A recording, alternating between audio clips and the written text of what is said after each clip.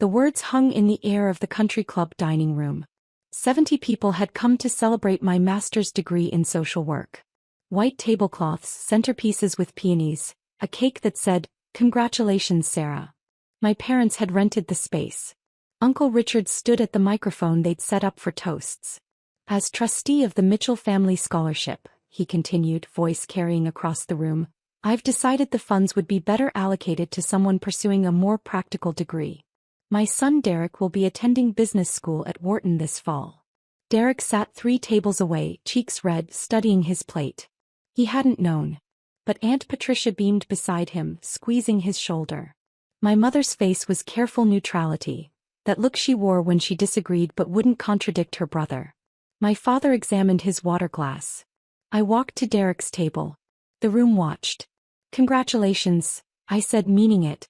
Wharton's an incredible program. His eyes met mine briefly. Sarah, I didn't. I know. I touched his shoulder. You'll do great things. Uncle Richard's phone rang. The ringtone was loud. He'd never learned to lower his volume. He glanced at the screen, saw the university logo, and answered on speaker by accident or arrogance. Richard Mitchell speaking. Mr. Mitchell, this is Dean Patricia Hayworth from the University Foundation. Her voice was crystalline professional. I received your message about redirecting the Mitchell Family Scholarship funds. I need to clarify something immediately. The room had gone quiet. People were pretending not to listen while listening completely. Yes, well, as I explained in my message, Uncle Richard said, recovering his authoritative tone, family resources need to be stewarded properly. My niece has completed her degree. My son requires support now. Mr. Mitchell. The dean's pause was surgical. The Mitchell Scholarship Program was established in 2019 with an endowment of $3.2 million. The donor specifies all recipient approvals personally. The program bears her name because she funded it entirely. That donor is your niece, Sarah Mitchell. Uncle Richard's face did something I'd never seen. His mouth opened, closed. His hand holding the phone trembled slightly. The program has supported 47 students over 5 years, Dean Hayworth continued, her voice now carrying to every corner of the room. Ms. Mitchell reviews every application personally. She's funded graduate students in social work, education, nursing, fields she calls infrastructure of human dignity. I'm calling because your message suggested you have authority over these funds. You do not. Should I have Ms. Mitchell contact you directly about your misunderstanding? I walked to Uncle Richard. Took the phone gently. Dean Hayworth, it's Sarah. There's been confusion. I'll call you Monday morning. Of course. And Sarah? Congratulations on your graduation. The work you're doing at the Homeless Youth Center is extraordinary. I ended the call. Handed the phone back to Uncle Richard. His hand was still shaking. My father stood. Sarah. You donated $3 million. 3.2, I said quietly.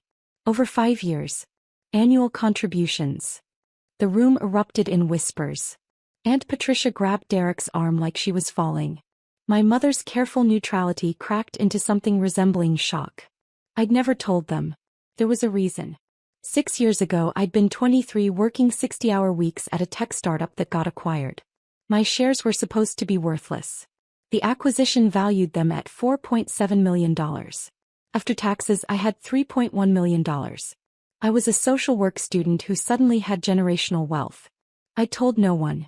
Not my parents, not friends, not the family that gathered every Sunday for dinners where Uncle Richard held court about fiscal responsibility and Aunt Patricia compared her children's achievements to everyone else's children's failures. I'd watched my cousin Maya get interrogated about her art degree. Watched Uncle Richard call it expensive therapy.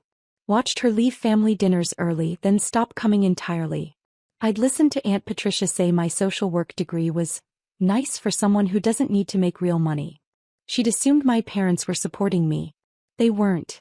I'd been supporting myself since undergrad, working 3 jobs, sleeping 5 hours a night. The money felt like a test. What kind of person would I become? I met with financial advisors who talked about portfolios and growth. I met with nonprofit directors who talked about impact and sustainability. I created the scholarship program anonymously through the University Foundation, using my middle name, Elizabeth, as the donor of record. The Mitchell Elizabeth Fund. Family name my name but not obviously me. Every semester I reviewed applications. Students who wanted to be teachers in underserved districts. Nurses specializing in community health. Social workers focusing on trauma and recovery. I funded them all. 47 students over 5 years. Full tuition, living stipends, book allowances. I'd done it quietly because I'd learned something about my family. They loved success they could claim. They loved accomplishments they could display. But success that made them feel small? That made them reassess their own choices? That threatened the hierarchy where Uncle Richard was the successful businessman and I was the idealistic girl wasting time on degrees that don't pay? That kind of success made them cruel. Uncle Richard found his voice. You've had millions of dollars. While your parents struggled with their mortgage. While your grandmother needed medical care.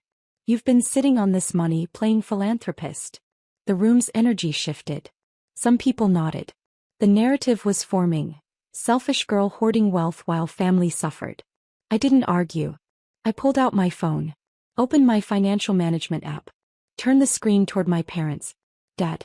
Check your mortgage account. He pulled out his phone, fingers fumbling. His face changed. Sarah. The mortgage.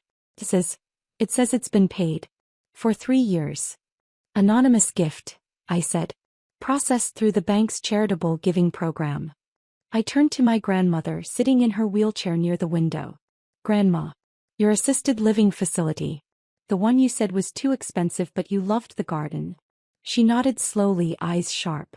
I've been paying the difference between your insurance coverage and the actual cost. $1,500 a month for 4 years. The administrator said you thought it was a program error. It wasn't. Aunt Patricia's mouth was a thin line.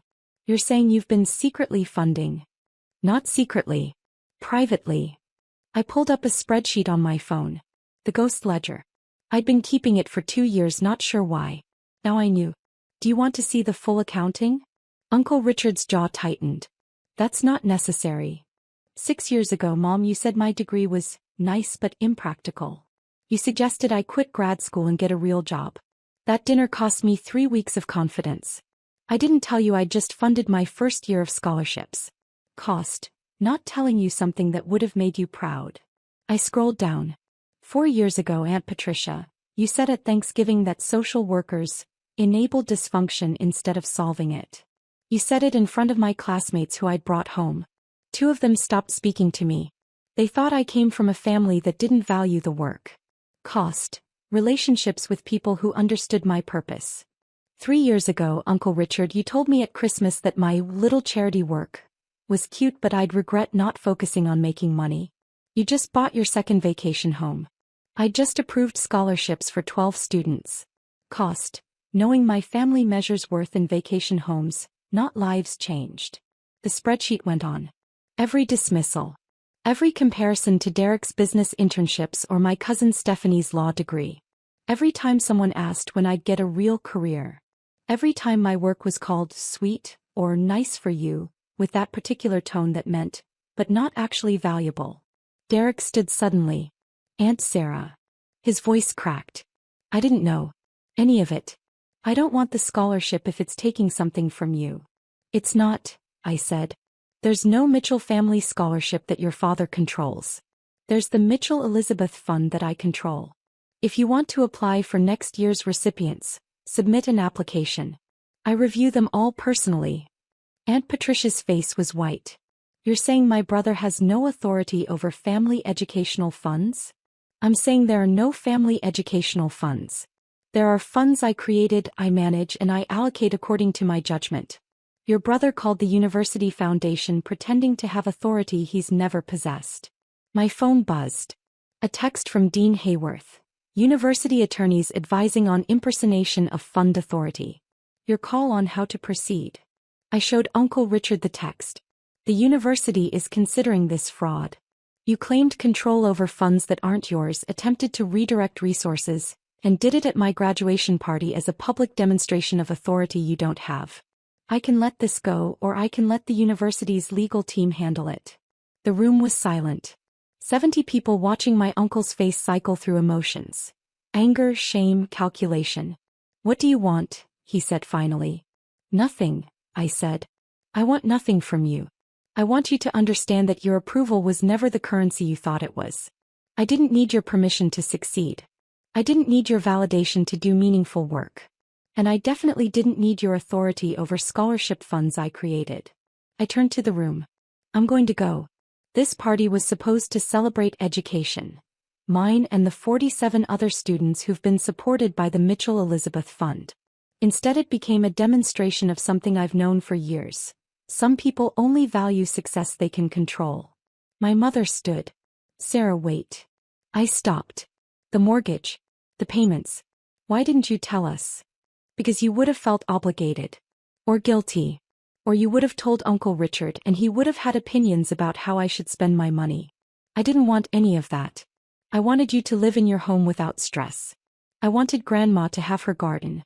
I wanted 47 students to get degrees in fields that matter. I didn't need credit. I needed impact. My father was crying. I'd never seen him cry. We could have helped you, he said. With the scholarship program. With the decisions. Dad. I walked to him. You did help. You taught me that work has dignity regardless of salary. Mom taught me that community care matters more than individual wealth. You both showed me that quiet integrity beats loud success. I just had resources to act on those lessons. That's all this is. Your values, my execution. I left the party. Drove to the homeless youth center where I'd been working throughout grad school. Let myself into the quiet office. Sat in the donated chair at the donated desk in the building we'd renovated with grant money I'd written and foundation funding I'd secured. My phone lit up with texts. Derek apologizing. My mother asking to talk. My father saying he was proud. Maya, my cousin who'd disappeared from family dinners, saying she'd heard what happened and could she take me to coffee. Uncle Richard didn't text. Neither did Aunt Patricia. 2 weeks later, the university sent a formal letter. Uncle Richard had apologized to the foundation. There would be no legal action. He'd also resigned from the alumni board where he'd held a position he'd often referenced as evidence of his importance. Derek applied for the Mitchell Elizabeth Fund. His essay was honest. He'd grown up watching his parents value appearance over authenticity, achievement over character. He wanted to learn different values. I approved his application. Not because he was family. Because his essay demonstrated the kind of self-awareness that makes good leaders. 6 months later, I defended my thesis on trauma-informed care for homeless youth. Uncle Richard didn't come. Aunt Patricia didn't come. But Derek did. Maya. And 47 scholarship recipients who'd heard their funding source was graduating and wanted to celebrate. After the defense, Dean Hayworth pulled me aside. The Mitchell Elizabeth Fund has been our most successful program in terms of recipient outcomes. 96% graduation rate. 89% working in their field 5 years post-graduation. The university wants to expand it. How? I asked. Your model. Donor-involved selection. Focus on impact fields. Support beyond tuition. We want to create 10 more funds like yours. I thought about Uncle Richard's voice at my graduation party. The certainty. The authority. The assumption that he controlled resources he'd never built. I'll help, I said. But the donors stay involved. No trustee boards that lose sight of mission. No authority figures redirecting funds. The people who build the programs run the programs. She smiled. That's exactly what we want. I walked out of the university into autumn air that tasted like new beginnings. My phone buzzed. A text from my mother. Sunday dinner? Just us. Dad's cooking. I replied, I'll be there. Some bridges you burn. Some you rebuild carefully, honestly with new foundations. Family isn't who shares your name. It's who shows up when you need them, who celebrates your success without needing to control it, who understands that love isn't authority and support isn't ownership. The scholarship program continues. I review applications every semester. Some are from my family's city. Some are from across the country. All are from people who want to do work that matters more than work that pays. Uncle Richard never apologized to me directly. I don't need him to. His lesson was clear. Some people only respect power they can see and control. I've learned to build power they can't touch. The account isn't closed. The balance grows. And 47 students, now 53, are doing work that changes lives. I don't sit at country club brunches anymore. I sit in community centers, in grant review meetings, in late-night strategy sessions with other social workers who believe infrastructure of human dignity is worth building. The work continues.